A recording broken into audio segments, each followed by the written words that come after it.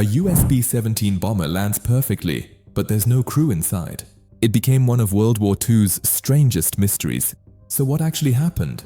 The B-17 Flying Fortress lifted off from RAF Bassingbourn on November 21, 1944. It belonged to one of America's most battle-hardened bomber units. It was supposed to be a routine mission: bomb a massive German fuel factory, one of the most heavily defended in the Reich, and fly back to England the same day.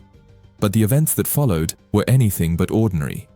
Everything was moving exactly as planned, until the unit reached the target. That's when the B-17 vanished from the formation, reported missing in action. Roughly 5 to 6 hours later, people in Belgium saw a lone B-17 drifting out of the clouds. It descended over open farmland near Kortenberg, its landing gear already down. The bomber touched down gently and stopped.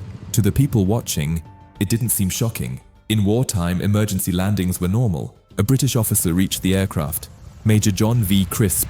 The engines were still running, but there was no crew. Food half eaten, parachutes still packed, the full bomb load undropped, intact.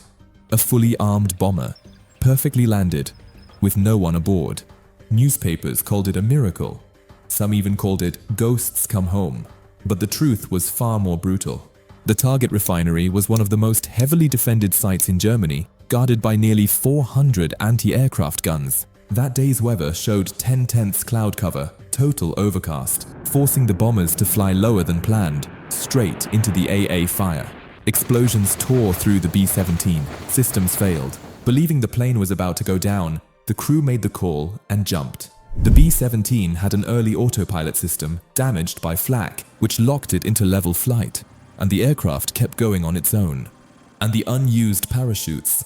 Well, Major Crisp was British pilot, and American bailout systems were different. What he saw were only the spares. The crew later landed safely near Brussels, Belgium. Please make sure to like and subscribe for more.